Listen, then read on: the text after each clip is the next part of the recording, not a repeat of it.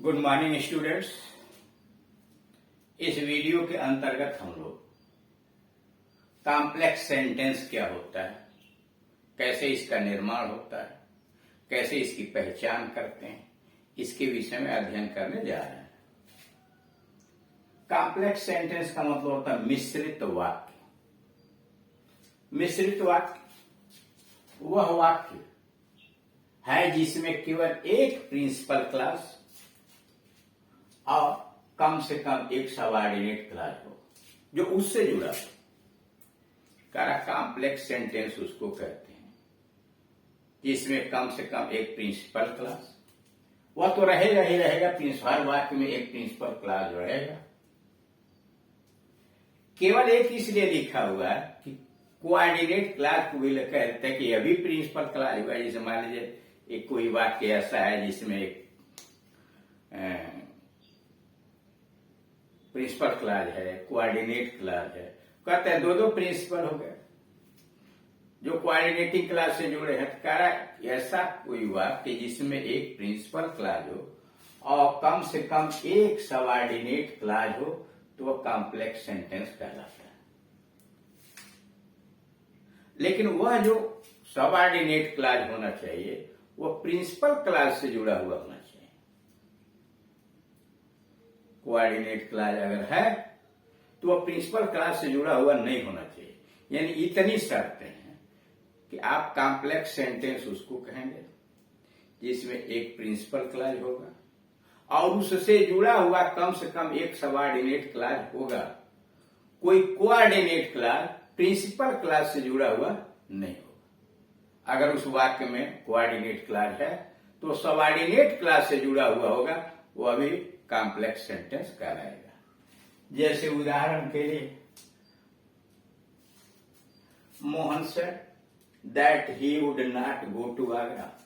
मोहन ने कहा कि वह आगरा नहीं जाएगा।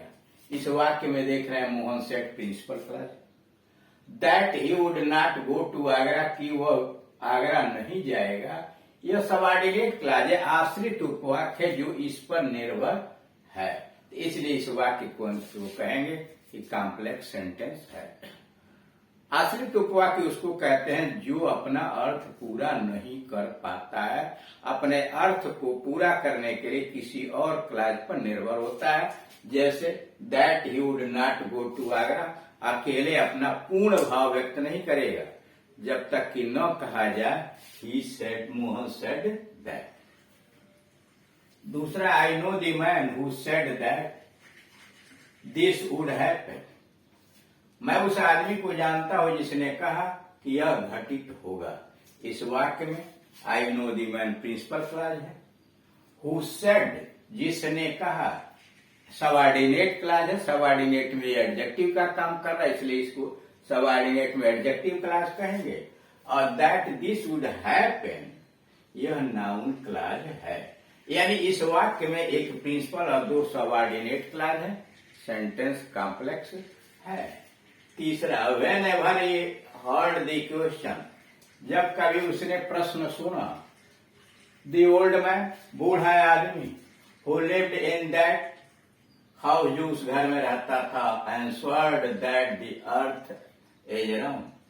इसमें कई क्लास है। एक वाक्य में कितने क्लास हैं यह फाइनाइट वर्ब गिन के पता लगाया जा सकता है। जैसे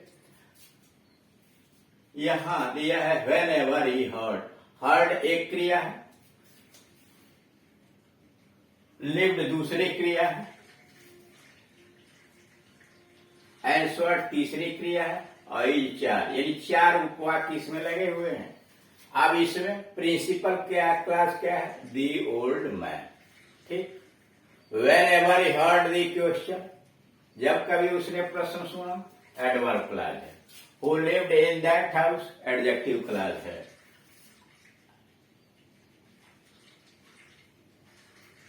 ये दी ओल्ड मैन आंसर्ड उत्तर दिया, यह रहा प्रिंसिपल क्लास। और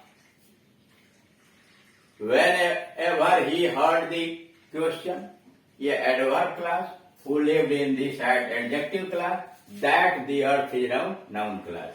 यानी इस वाक्य के अंतर्गत एक प्रिंसिपल क्लॉज है, एक नाउन क्लॉज, एक एडजेक्टिव क्लॉज, एक एडवर्ब क्लॉज। या when ever you heard the question adverb clause. Who lived in that house? Adjective clause.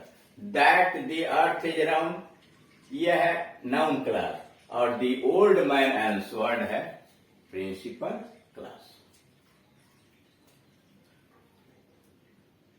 अब यहां डिफाइन किया गया है। पहले वाक्य में मोहन सेड प्रिंसिपल क्लास तथा that he would not go to subordinate clause है, आश्रित उपवाद है, इसलिए सेंटेंस कॉम्प्लेक्स कहलाएगा। इसमें एक प्रिंसिपल क्लास है और उससे जुड़ा हुआ एक सबऑर्डिनेट क्लास है। दूसरे वाक्य के अंतर्गत दूसरे वाक्य में I know the man principal class और पहला हु सेड जिसने कहा तथा उसका दूसरा दैट दिस वुड हैपन, दो सबऑर्डिनेट क्लास हैं। यानी इस वाले दूसरे वाले वाक्य के अंतर्गत मोहन सेड नहीं, ये आई नो द मैन, मैं उस आदमी को जानता हूं principal clause. Who said subordinate clause यानी एडजेक्टिव क्लास है। दैट दिस वुड हैपन यह भी सबऑर्डिनेट क्लास यानी नाउन क्लास है, इसमें एक प्रिंसिपल और दो सबऑर्डिनेट क्लास हैं जो प्रिंसिपल से जुड़े हुए हैं, तो इसलिए सेंटेंस कॉम्प्लेक्स कहलाएगा। तीसरे वाक्य में the old man answered principal clause तथा इस वाक्य में तीन सबऑर्डिनेट क्लास हैं। द ओल्ड मैन आंसर्ड तो प्रिंसिपल क्लास हो गया, इसके अलावा तीन सबऑर्डिनेट क्लास लगे हुए हैं। जैसे पहला when ever you heard the question, जब उसने प्रश्न सुना, एडवर्ब क्लास है।